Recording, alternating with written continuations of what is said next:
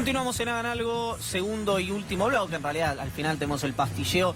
Me tienen que preparar alguna cosita de lo que va a pasar en la semana. Pero, no, sí. No. Necesitamos 15. En general son 3-4 minutos, necesitas 15, Guarino, te ¿no? pongo así, mira, uno, viste como los sobres en los programas de concurso, Sí, claro. 1, 2 o 3. Perfecto. Le tocó Como- medidas para jubilados. ¿Viste que dice, pasame dos? ¿Viste que decían ¿Blancas que... o con como con quieras, medidas? como quieras, la verdad. Blancas. Que dicen que cuando fue el esquema tarifario, Aranguren fue e hizo esto. Le dijo al presidente algo como, estas son las 3 opciones para cosa. Pero esta no, ¿eh? Esta no. O sea, O sea, son estas 3, pero esta no. Y el presidente dijo, falsas opciones. esta, ¿no? Digo porque, por eso digo, así como me cuesta pensar Sí. que el responsable del crecimiento económico a tasas chinas del primer kirchnerismo haya sido, por supuesto lo ejecutó de una manera notable, pero haya sido Roberto Lavagna y fue Néstor Kirchner por la decisión política del presidente, también me cuesta pensar que los responsables de estas crisis económicas son los fusibles. Y me hace pensar que es el presidente y el jefe de gabinete. Por eso insisto con esto, porque me parece que a Dios lo que es de Dios y al César lo que es del César. No necesariamente en ese orden. ¿Podemos hacer la postilla de Vidal y de Larreta o alguno tiene algo que sea muy importante decir en este momento? No, yo solamente que pagué 62 pesos por un ají morrón hoy a la mañana, pero te lo voy a desarrollar más adelante porque es una noticia en desarrollo también. Pero... Un ají morrón. Sí, viste, nunca le digas a tu hijo, tráeme un ají morrón, estás en el mercado, estás en la caja, estás por irte, Sí. me traes un ají morrón ¿viste? Sí. Para las brasas. Si yo le digo a mi hijo que me trae un ají morrón, Sí. va a ser una sorpresa porque no Pasó, tengo hijo. no lo vi, Sí. venía etiquetado, cuando llegué a casa hay una bolsita con un ají. Bien. Lo doy de vuelta, 219 pesos el kilo. Así que, bueno, eso como ir al supermercado es una especie de tren fantasma entre las góndolas. Le La verdad pregunto que- algo, sí. No, muy breve porque tengo que ir al informe Sí, político. no lo quería desarrollar. Usted va al supermercado, Sí, llega, se acerca a la parte de carnes, bien. por ejemplo. Sí, carnes. Pide una colita de cuadril, Sí, sí, una no. cosita, algo así, tranqui por el estilo. Tranquilo. El carnicero le dice, ¿y? Claro, ¿Cómo la ves? No, Pasa... en la de lácteos me pasa. En la de generalmente. lácteos, Yo estoy en la de lácteos perfecto. y sufro después frío porque la gente se arrima. Que el de lácteos debe estar, ¿no? Como en las montañas rusas de Disney, Sí. que no sabe para dónde La gente disparar. no toca los lácteos, Claro. a distancia se mantiene. Lo mira, claro. Un queso crema... Es radioactivo. No se puede. Es Chernobyl. No, Es Chernobyl la sección de lácteos, ¿no? No, es complicado. Se pueden hacer chistes, ya prescribió Chernobyl. sí. Sí. Bien, Todos perfecto. buscamos la leche más barata, obviamente. Pregunta a Leo si le tocó el IVA, la quita del IVA a los lácteos. Están. Pero estaban, ya tenían alícuota diferente. 10,5. Ya tenían 10,5, claro. Claro. Sí, están también. Bueno, ahora sí. Estamos como en la sección de lácteos acá, la temperatura está con la sección de lácteos. Digamos que nos estamos muriendo de frío, que Bien, el sí. canal está ensayando algo con nosotros que no sabemos bien Sí, qué es. estamos así digamos. todos con los brazos cruzados. Somos un experimento a cielo abierto. Bueno, amigos y amigas, tenemos que compartir con ustedes lo que pasó durante esta semana, porque lo que está por venir lo cuenta en instantes Gaby Pepe. Dale.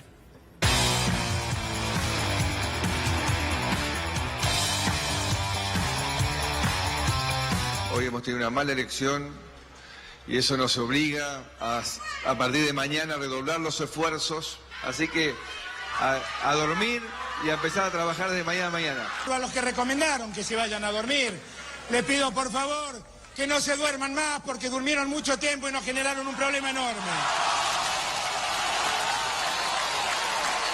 Cuando decimos que aprendimos es porque escuchamos a todos y porque hoy queremos representar absolutamente a todos.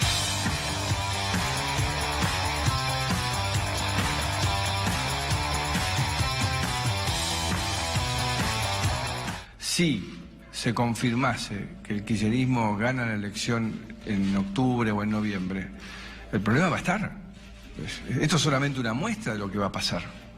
Esto es solamente una muestra de lo que va a pasar.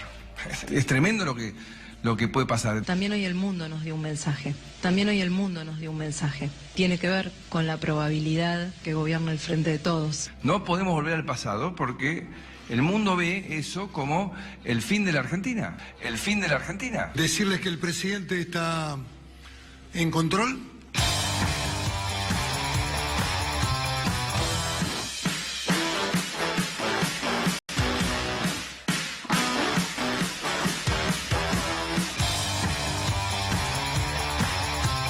Quiero pedirles disculpas por lo que dije en la conferencia del lunes. es pura y exclusivamente responsabilidad mía y de mi equipo de gobierno.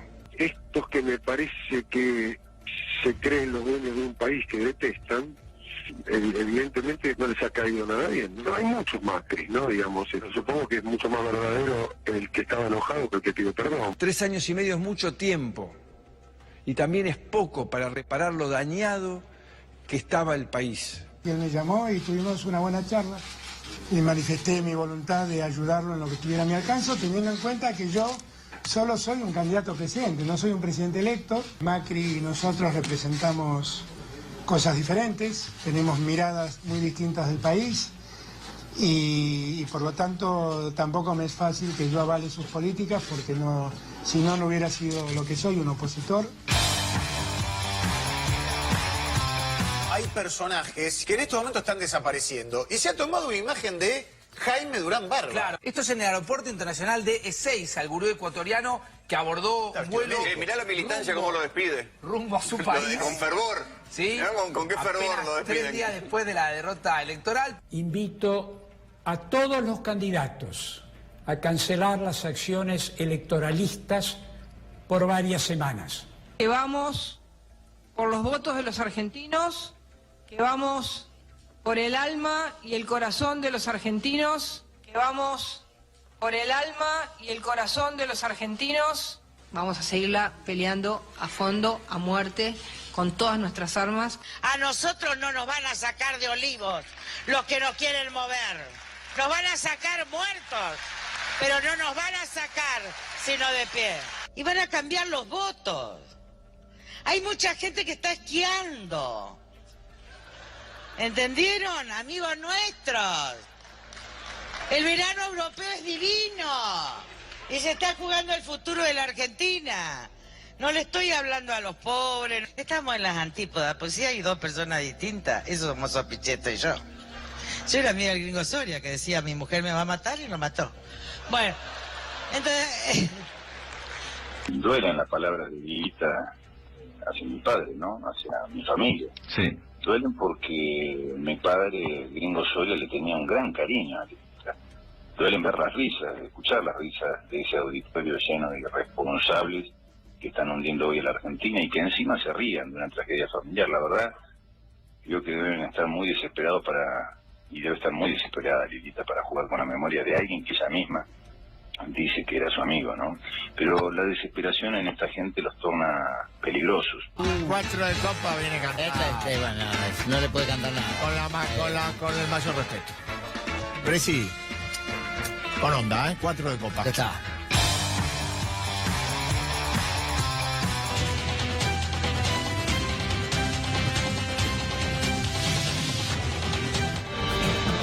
Primero en C5N, la renuncia de Nicolás Dujovne. Se confirmó el alejamiento de Nicolás Dujovne como ministro de Economía, ministro de la provincia de Buenos Aires. La CUNSA es quien se va a hacer cargo ahora de la economía a nivel nacional.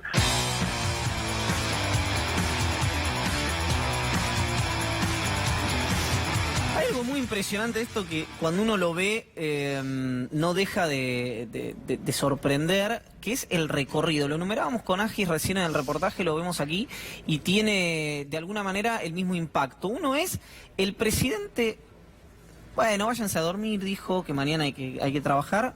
No había un solo dato oficial. La diferencia fue tan grande, que eso un poco quedó en el olvido.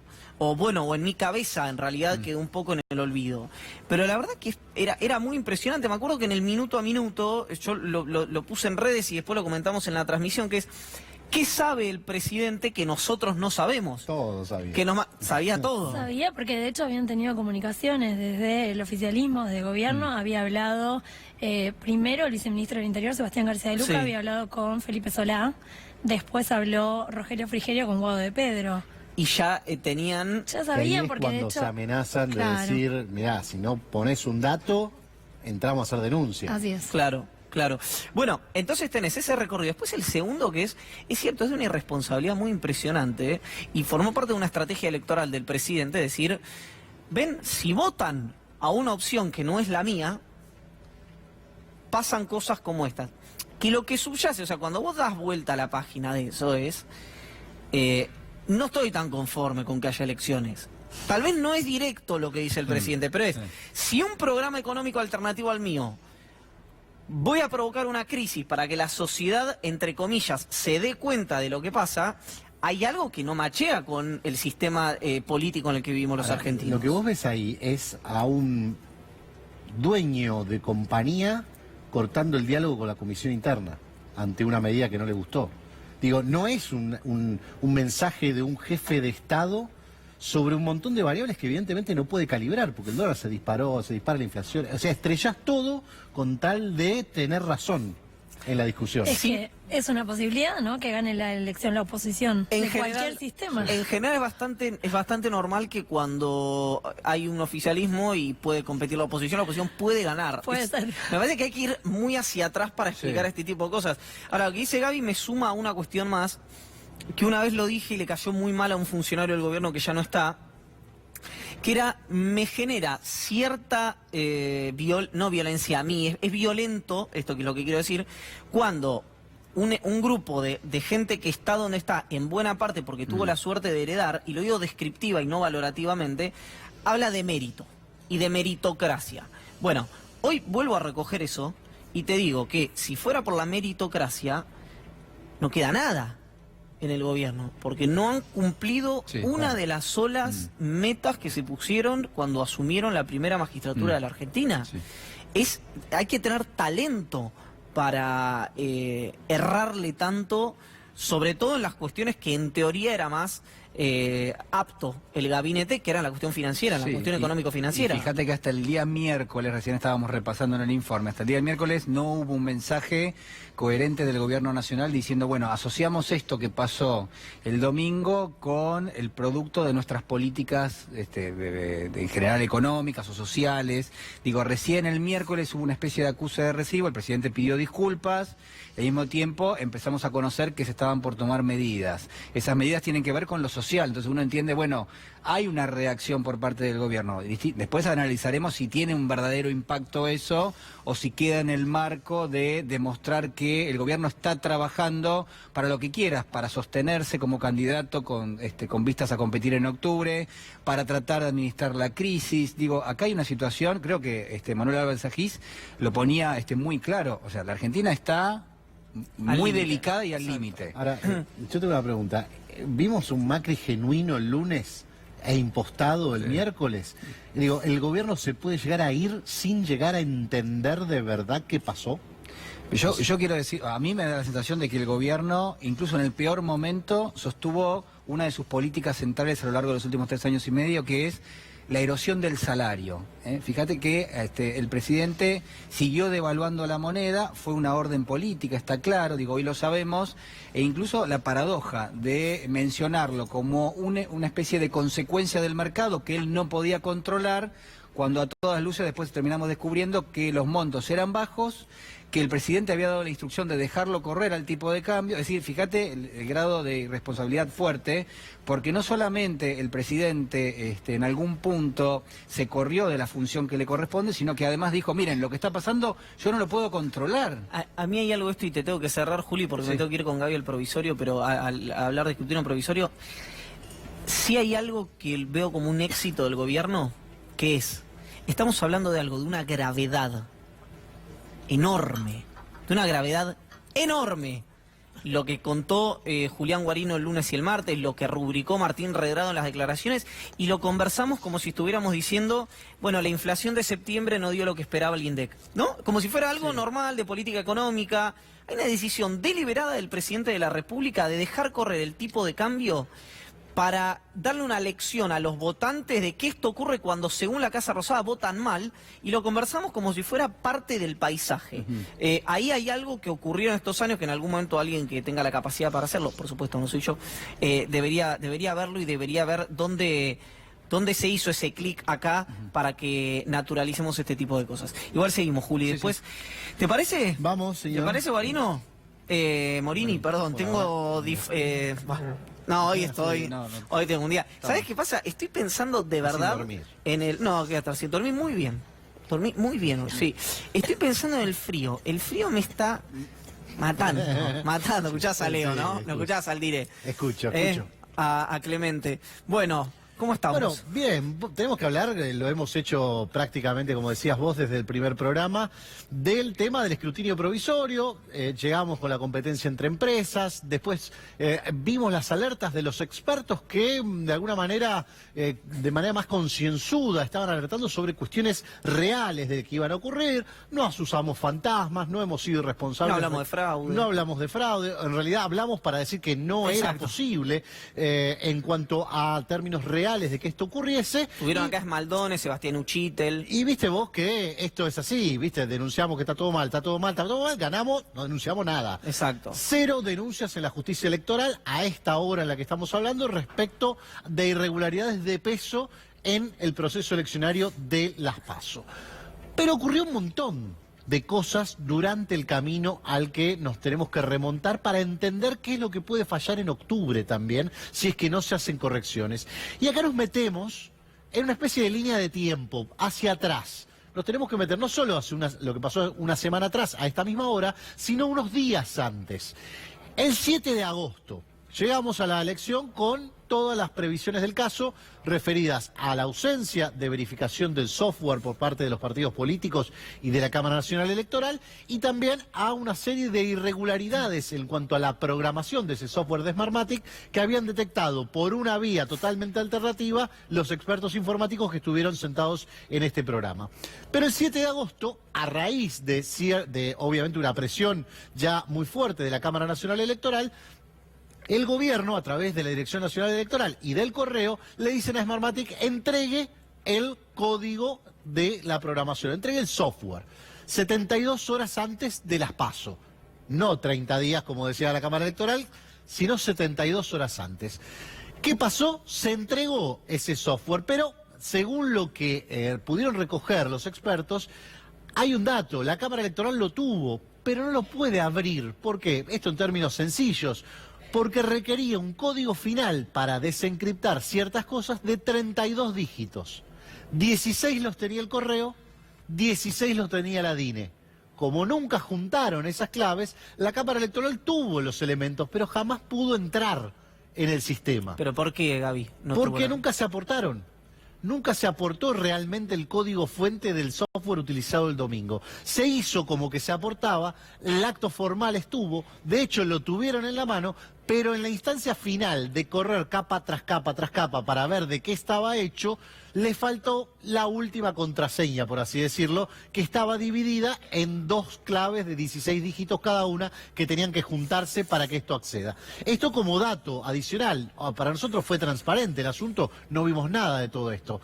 El 10 de agosto, que era sábado, 24 horas antes de las PASO, y nosotros lo comentamos al comienzo de la transmisión, aquí cuando debían empezar a fluir los datos, bajó la orden para los data entries que estaban ubicados en los 2 centros de carga, para que los telegramas con datos ilegibles fuesen cargados como 0.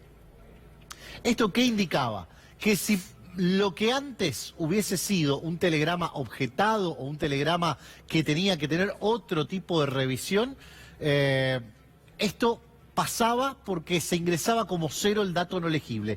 Obviamente esto terminó compensando a cualquiera de las fuerzas, no fue contra una o contra otra, porque dependía de cómo se leyera la transmisión de esa cuestión.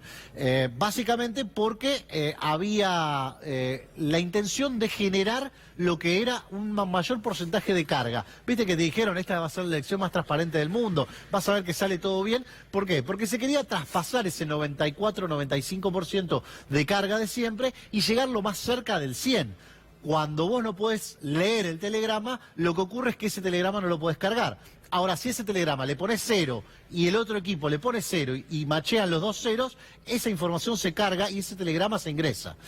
El 11 de agosto, o sea, el mismo día de la elección, a las 12 horas, en pleno acto eleccionario, la jueza María Servini se aviva de una cosa, en realidad, a instancias del Frente de Todos, y dice: pere, vamos a hacer lo siguiente. Ustedes van a publicar los datos recién cuando esté ingresado el 10% de Ciudad de Buenos Aires, Provincia de Buenos Aires, Provincia de Santa Fe y Provincia de Córdoba. Antes nada.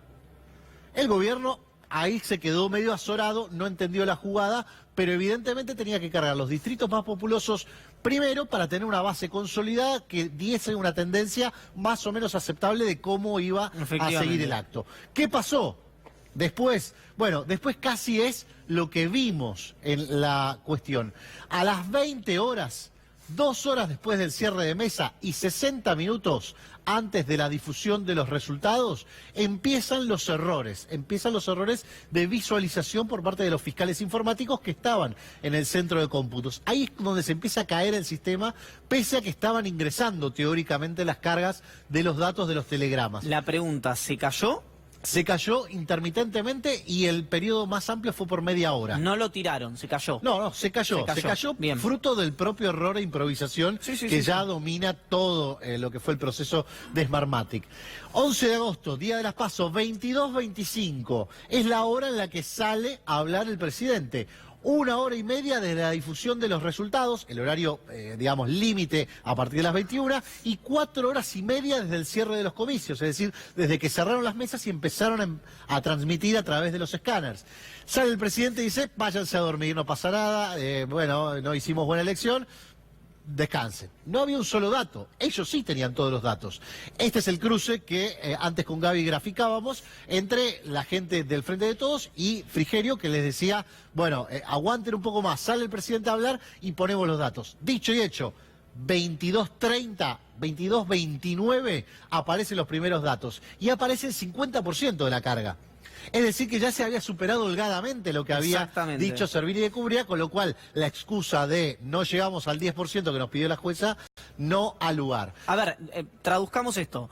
La jueza había dicho tiene que estar el 10% de los distritos que vos acabas de mencionar. El presidente sale a hablar y 5 minutos después se difunden los datos oficiales con el 50% de las mesas cargadas. De todas las mesas cargadas. De todas las mesas. Con lo cual, aritméticamente te daba que Provincia de Buenos Aires, Ciudad de Buenos Aires, Córdoba y Santa Fe ya tenían holgadamente el 10%, bien. Con lo cual no había necesidad de esperar tanto. Y entonces una jugada política. Bien, perfecto. La jugada para salir sin el zócalo debajo y sin el presidente con un número real. Obviamente, institucionalmente esto impacta.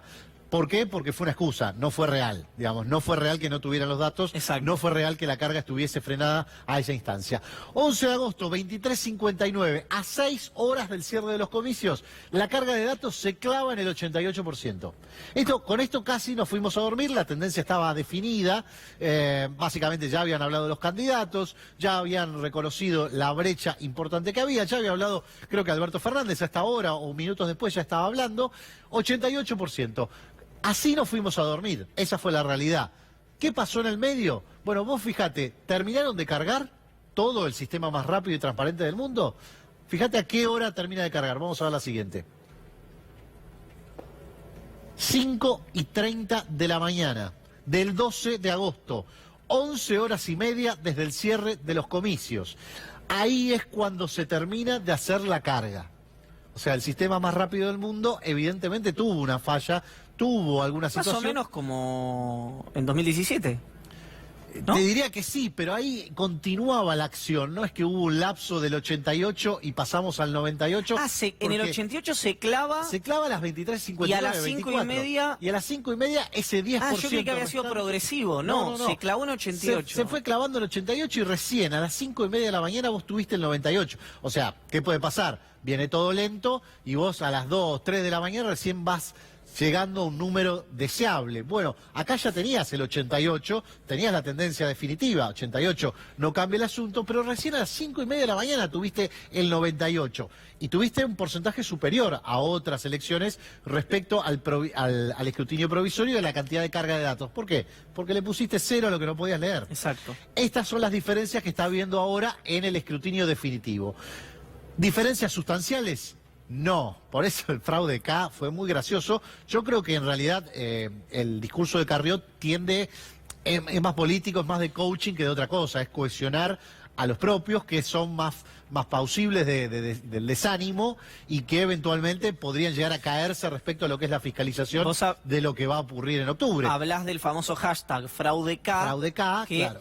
Además difundió Carrió cuando no habló de narcofraude, pero dijo algo parecido, como que el narcotráfico, algunos distritos, había torcido el rumbo de la elección. Y empezó a enfervorizar un poco a las bases, refiriéndose a, vieron que había telegramas que se cargaron 0, pero había votos. Y sí, claro, sí fue la orden que se dio el sábado cuando nosotros la explicamos, y ese día, poner 0 lo que no se podía leer. Ahora esto cambia, 18 provincias ya terminaron el escrutinio definitivo, la que más diferencia entre el provisorio y el definitivo arrojó fue la provincia de Salta a favor del Frente de Todos, un 1%. Esa es la diferencia. Una diferencia de esa lectura. Falta provincia de Buenos Aires, falta Ciudad de Buenos Aires y falta Córdoba y Santa Fe, que son los más populosos, digamos, lo que va a llevar más tiempo. 3-4 días más, no demasiado, y vamos a tener los números definitivos. Pero lo cierto es que esto ocurrió cuando, digamos, en esas horas en las que estábamos quizás con la adrenalina puesta en tener un dato o alguna situación, todo esto pasaba por detrás y casi que ni lo vimos. Gracias, Gaby. En instantes vamos a hablar con otro Gabriel, pero en este caso es Cato Podis, intendente de San Martín, una de las personas cercanas a Alberto Fernández y que ha tenido mucho que ver con lo que fue el esquema discursivo de la campaña, una de las figuras que más apareció durante la campaña en las PASO. Amigos y amigas, le quiero agradecer a la gente de Caras y Caretas de la República Oriental del Uruguay porque entrevistaron a Pepe Mujica, al expresidente, es lo que quiero decir, del Uruguay, que tuvo palabras sobre varias cuestiones de la política argentina. Empecemos, Ernie, si tenés, hagamos Alberto Kicillof Macri rápidamente para escuchar lo que dijo Pepe Mujica sobre la política argentina. Yo creo que tiene mucha experiencia, ha madurado y tiene independencia de criterio. No es ningún fanático y no es un pelele. No es un pelele que lo van a llevar así porque sí. Tiene cabeza y personalidad propia. Y eso es importante. La campaña de Axel Kicillof a la provincia de Buenos Aires fue una campaña a la uruguaya. No sé si la hizo el Uruguay o la hizo lo Kicillof, no sé. No soy tan pretencioso. Seguramente que Kicillof tuvo mucho mérito. Es un muchacho muy capaz.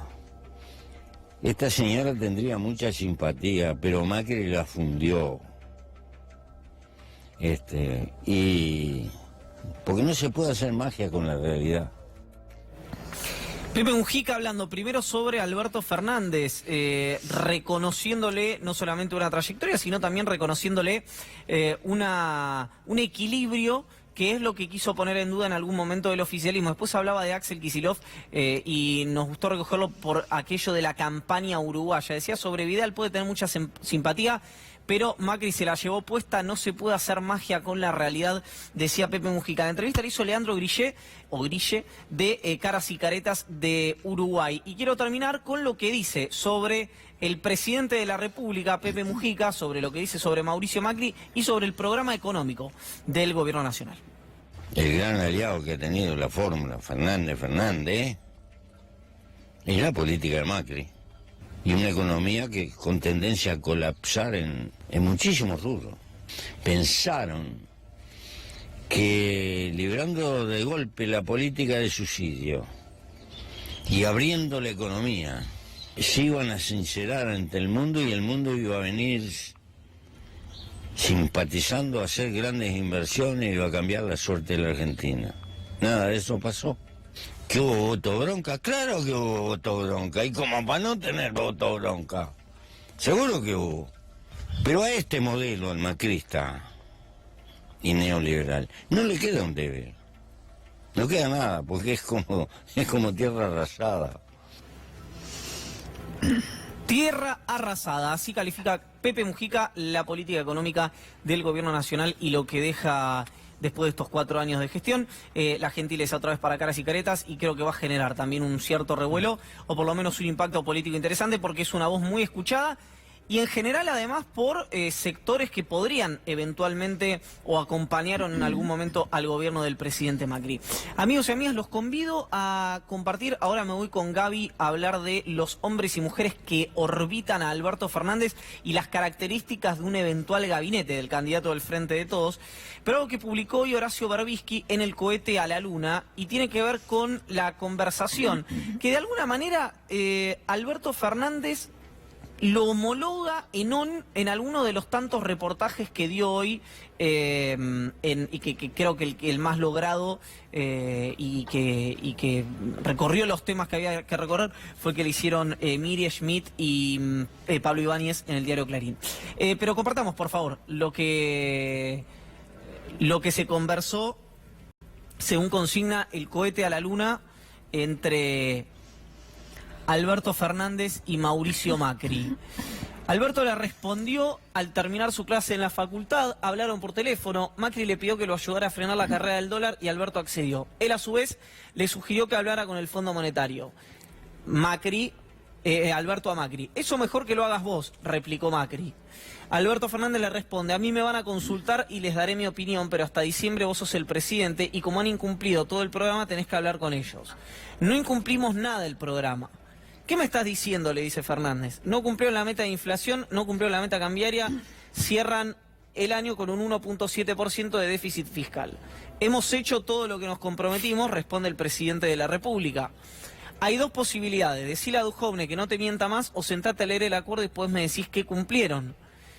Me alegro que podamos hablar, valoro tu gesto, dijo el presidente, y estaré disponible en forma directa cada vez que lo consideres necesario, le responde Fernández.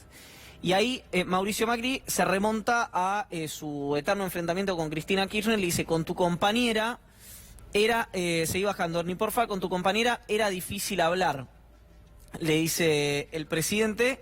No sé si termina ahí o podemos seguir con el diálogo que hoy consigna Horacio Berbisky en El cohete a la luna, y le responde a Alberto Fernández, si podemos subir un poco, te llamé porque querías pedirme un favor, no para escucharte cuestionamientos a Cristina, le dice el candidato al presidente. El diálogo siguió con el pedido de ayuda para frenar el descontrol cambiario.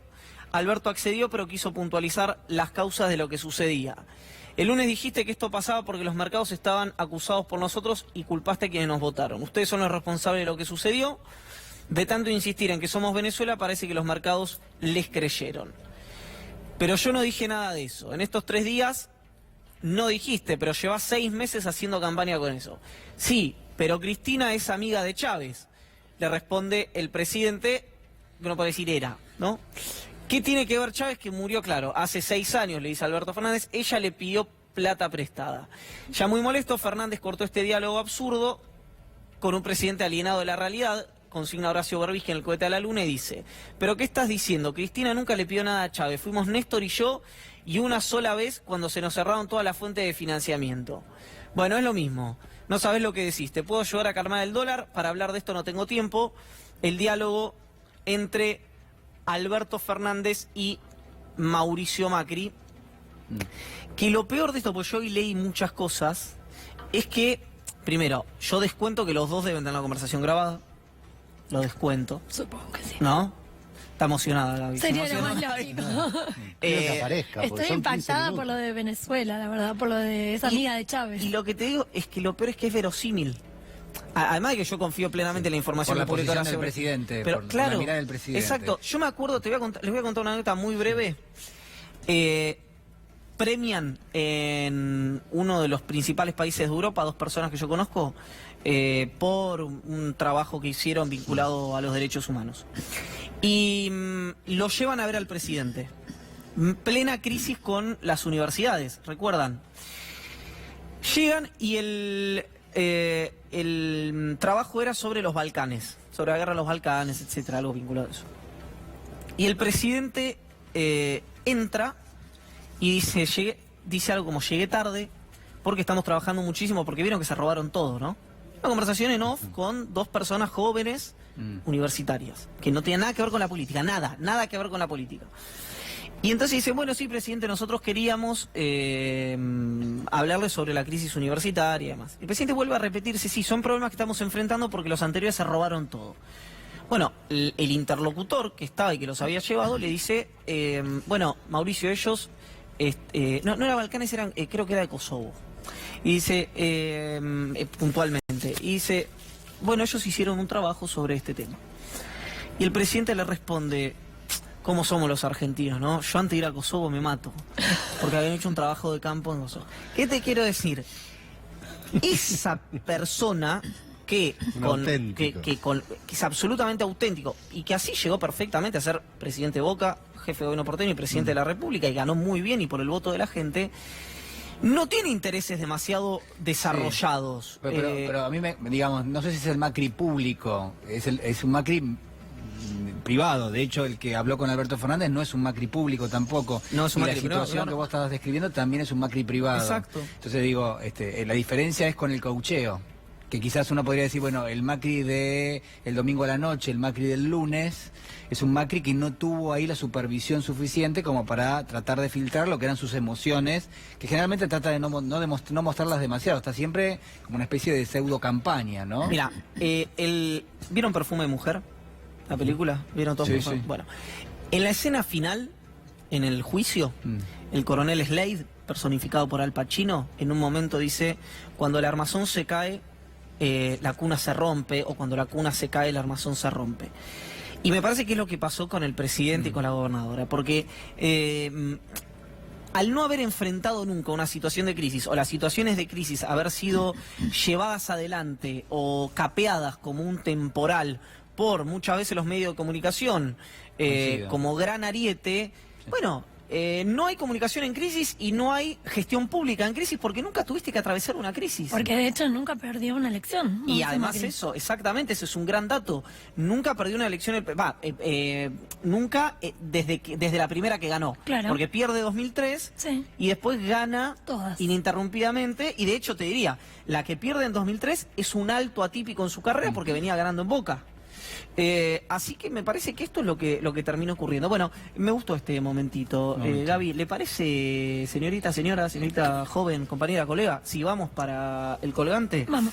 Nos vamos con Gaby Pepe a hablar de los hombres y mujeres que orbitan a Alberto Fernández a paso firme con el sol de la campaña del Frente de Todos en el colgante de C5N, que insisto, para quienes recién se incorporan, las felicitaciones a todos los trabajadores y las trabajadoras del canal, por supuesto a la gerencia, a los directores, a Fedor, a toda la gente que lo pensó de la transmisión del domingo pasado. No he tenido el momento de decirlo en este espacio porque es la primera vez que nos reencontramos después de la transmisión del 11 de agosto. Así que gracias a todos ellos y a todas ellas. Señorita, todo suyo.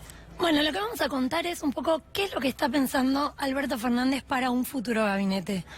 No los nombres propios, pero sí cuáles son las características que quiere que tenga ese nuevo gabinete y además cuáles son sus pilares políticos y de gobernabilidad. ¿Cómo va a construir poder y gobernabilidad Alberto Fernández en caso de que sea electo presidente finalmente el 27 de octubre o más adelante? Entonces vamos a ver los pilares políticos, los hombres y mujeres de confianza de Alberto Fernández, sobre los cuales podría o no salir un eventual gabinete, y vos lo que nos vas a decir al margen de esos nombres es qué características quiere Alberto Fernández que tenga ese gabinete. Características, te digo primero. Sí, adelante. A ver, la idea es que sea un gabinete joven, que muestre una renovación y plural. ¿Por qué plural? Porque tiene que mostrar la pluralidad que tiene la construcción política del Frente de Todos, que incluye a muchos espacios políticos, no solamente al kirchnerismo, ¿no? Al kirchnerismo, al masismo, bueno, todos esos van a ver cómo de alguna manera se equilibra la representación dentro del gabinete. Déjame decir algo sobre esto y te aprovecho. Hoy trascendió una noticia, que en realidad un rumor, no una noticia, de que Sergio Massa le había ofrecido a Juan Román Riquelme, se ríe Gaby porque es muy fanática de Juan Román Riquelme, la Secretaría de Deporte de la Nación en caso de que Alberto Fernández sea electo presidente. Bueno, yo lo chequeé con Massa, hablé con Sergio Massa, me dijo que nada de eso es cierto. Ya de mi autoría, déjenme decir que me hace pensar que alguien que no lo quiere a Riquelme en Boca tiró ese rumor porque está preocupado en caso de que la oposición en Boca se unifique y compita con el oficialismo. Es un escenario que no... Porque hay elecciones a fin de año en Boca también. Sí, tendrían que renovarse, Gaby, porque los resultados de los últimos años no han sido los mejores. Bueno, ¿arrancamos por los gobernadores? Bueno, dale. Dale. A ver, Alberto Fernández, se quedó esto muy evidenciado durante la campaña, ¿no? Se apoyó mucho en los gobernadores para la campaña, para la construcción territorial. ¿Con quiénes son los gobernadores con los que tiene una relación muy cercana y con quienes coinciden su mirada de país? Bueno, en la mirada de país, me dicen, coincide mucho con Omar Perotti, gobernador electo de la provincia de Santa Fe, y también con Gustavo Bordet, gobernador reelecto de Entre Ríos. Con Juan Mansur, con el gobernador de Tucumán, también recientemente reelecto, tiene una relación muy cercana, muy fluida, y Mansur es además el primero de los gobernadores que salió a pedir el apoyo de sus pares para Alberto Fernández en la campaña. Esas son las personas con las que dialoga, obviamente dialoga con todos, pero me decían, Perotti y Bordet son personas con las que comparte su idea de país. Después, por otro lado, tenemos a, ¿quiénes son los economistas? Los economistas, bueno, acá tenemos a Emanuel Álvarez, Yo quiero aclarar algo por si hay alguna pregunta que decían, bueno, hay un elefante en una sala y nadie lo está nombrando. ¿Por qué no le pregunté a Agis sobre esto? Porque en la conferencia del martes, miércoles, jueves, ya ni me acuerdo, la que les estoy diciendo con Caputo al área Ledesma, él dijo, en su presentación puso en las diapositivas, lo voy a poner en castellano, en inglés y en singalés. No hablo por Alberto Fernández. Es decir, lo dejó muy en claro varias veces, por eso no le pregunté, ¿hablas por Alberto Fernández? Porque, bueno, ya lo dijo él en la conferencia de prensa. Bueno, ¿quiénes son los que sí hablan por Alberto Fernández? ¿A quiénes mandó Alberto Fernández a hablar con fondos de inversión en su nombre? Matías Culfas, Sí. Cecilia Todesca. Ahí está, Matías Culfas, fue director del Banco Central. Exactamente. Y Cecilia Todesca. Son dos personas muy cercanas, ahí está Cecilia, a Alberto Fernández, que están hablando en su nombre. Pero también Alberto tiene diálogo con otros economistas, estuvieron pasando acá, Emanuel Álvarez Agis es uno, Martín Redrado también es otro, Arnaldo Bocco es otro, Guillermo Nielsen también dialoga habitualmente con Alberto Fernández, que me dicen llama para preguntar, consultar por distintos temas, para pedir opiniones, con todos ellos está dialogando. No sabemos cuál puede llegar a ser efectivamente el ministro de Economía, pero sí que tiene diálogo con todos. Tengo una pregunta más del orden del análisis, porque no hay información sobre esto, o por lo menos no la tengo yo la información. ¿Ves que haya algún funcionario de importancia en la administración pública de Macri que pueda continuar en un gabinete, en una gestión de Alberto Fernández? Porque yo no estoy pensando en el gabinete. Bueno, Alberto Fernández, cada vez que le preguntan qué valora del actual gobierno, menciona lo mismo, ¿no? El INDEC. Bueno, a eso me refería. Sí. ¿No es improbable pensar que pudiera seguir Jorge Todesca al frente del INDEC? No, en principio no, porque siempre él dice que valora la gestión del INDEC, así que podría ser, ¿por qué no? Exactamente. Sí. Bueno, ¿qué más? Tenemos dentro de los que serían kirchneristas puros, ¿sí? ¿Quién es el dirigente de mayor diálogo con Alberto que representa efectivamente a Cristina? Estuvo en el escenario el día de la victoria, es Eduardo Guado de Pedro, diputado nacional. Atrás de Juan Mansur. Atrás de Mansur está parado, estuvo, diputado nacional, dirigente de la Cámpora. Guado de Pedro siempre fue la persona de confianza de Cristina en la relación con el peronismo. ¿Te acuerdas cuando se armó aquella famosa mesa de acción política del PJ para tratar de acercar a los que estaban fuera de la estructura? Bueno, Guado de Pedro era la persona de Cristina en esa mesa. Y Guado de Pedro tiene una relación muy, muy fluida con Alberto Fernández. Yo estuve preguntando, no se conocían de antes, ¿eh? Esta relación se inició a partir del acercamiento de Alberto Fernández a Cristina, que fue en diciembre de 2017. Ahí empezaron a generar esa relación. Y bueno, ahí está, me dicen, ¿puede llegar a tener algún lugar en el gabinete? Puede ser. Gaby, gracias. Y prepárense alguna cosita para el final. Ya me voy a hablar con Gabriel Catopodis, intendente de San Martín, y una de las figuras... esto corre por cuenta mía, Gabriel, que más articularon el discurso y el tono de la campaña del Frente de Todos. Gracias por venir. A vos. ¿Sorpresa por lo del domingo pasado? No hablamos desde aquel momento. Mira, la verdad que se veía en la calle en las últimas semanas, se palpaba que había mucho entusiasmo, que había mucha esperanza. Me parece que fue un voto cargado de esperanza, pero también de sentido común, ¿no? Me parece que si en 4 años nuestros amigos, la mayoría tuvieron problemas de laburo, si en 4 años en nuestra familia, en la sobremesa familiar, todo fue cargado de angustia y de incertidumbre. Si en 4 años todos sentimos que estamos un poquito peor, bueno, la gente decidió que no era por acá y que había que encarar las cosas por otro camino. Me parece que la gente, Iván, decidió, planteó, habló con mucha claridad el domingo, diciendo, bueno, esto no es la Argentina, esto no somos nosotros, merecemos otra cosa, merecemos un gobierno que acompañe nuestro esfuerzo y no que nos pida todo el tiempo sacrificios, que ponga a nuestro esfuerzo, le agregue decisiones que haga que ese esfuerzo tenga frutos. Y me parece que habló con claridad de que quiere en la Argentina otro gobierno y otro modelo. ¿Qué te pareció la reacción del presidente el domingo a la noche y el lunes en la conferencia? Y bueno, y el pedido de disculpas posterior.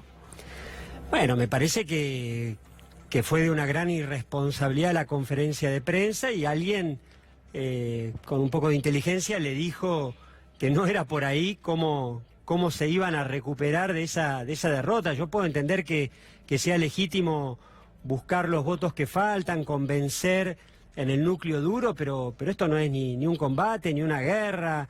Me parece que hay que entender que es parte de un juego democrático, que se gana, que se pierde y que lo más importante, que lo que está en juego es la gente, ¿no? La vida cotidiana de la gente, los problemas concretos. Yo creo que hubo un gran acierto en el mensaje de Alberto Fernández, Iván, que fue poder plantear que pensar en el proyecto de país significaba primero pensar en la vida cotidiana.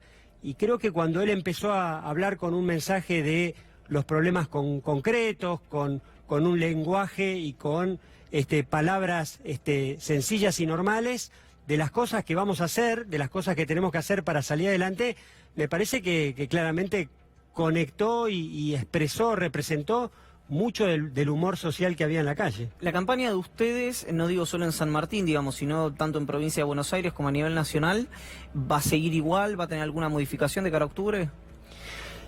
Yo creo que hasta acá hicimos todo bien, yo creo que se hizo todo bien, yo creo que de un lado había resignación, miedo, gritos, la amenaza de que íbamos a hacer Venezuela, y de este lado hubo esperanza, hubo prudencia, responsabilidad, hubo buenos candidatos, hubo unidad, pero también demostramos que supimos aprender de los errores, tuvimos capacidad de escuchar, de recorrer. Fue la campaña de Alberto Fernández y de Axel. Y la de Alberto, que también me parece que plantea con mucha claridad, con mucha fuerza, que esta no es la única manera de gobernar este país, que hay otra manera, que hay otra forma y que hay otras prioridades y que eso es lo que creo que con mayor claridad él logró expresar. Gabriel, supongamos que el resultado de las PASO se replica en octubre, Alberto Fernández es el próximo presidente, asume el 10 de diciembre. Vos tenés experiencia en gestión de un ejecutivo, en este caso de San Martín, y sabés cómo se administran las expectativas, que en la gente van a ser muchas, porque hacen el mismo diagnóstico, evidentemente por el resultado electoral que estás haciendo vos. ¿Cómo justamente se administran esas expectativas y que va a tener la ciudadanía? Reitero, si se replican los resultados de octubre, de agosto en octubre. Y yo creo que fundamentalmente ordenando las prioridades, resolviendo las cosas una a una, garantizando, Iván, el piso de cualquier deseo de cualquier ciudadano argentino, que es que la comida esté en la mesa, que es que podamos cuidar el empleo, que es que le devolvamos tranquilidad a la gente. Yo estuve esta semana con Alberto Fernández, estuvimos con algunos intendentes, con Juanchi Zabaleta, con Mariano Cascallares, y el mensaje fue muy claro. Hay que estar cerca de la gente, tienen que cuidar a la gente en el cortísimo plazo, y a eso nos estamos dedicando desde el lunes, frente a esta escalada de precios, frente a un gobierno que sigue escuchando con más atención, con más preocupación lo que dicen los mercados y no lo que dice la gente. Y la verdad que los argentinos decidimos que el próximo presidente lo vamos a poner nosotros, los argentinos, y no los mercados. Ahora, yo escucho esto y el diagnóstico, bueno, no sé si es correcto, pero yo coincido.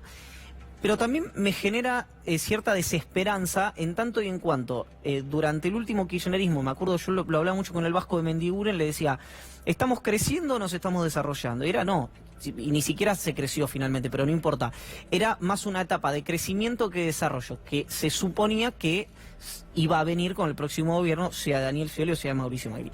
Y ahora vos lo que estás hablando es de la comida en la mesa de los argentinos, que según Juan Carr, habíamos llegado cerca del hambre cero. ¿Cuánto, entonces tiramos la vara otra vez muy para atrás? ¿Cuánto se tarda en discutir un modelo de desarrollo y no solamente de crecimiento? ¿Es un mandato? ¿Son 2? ¿Son 3?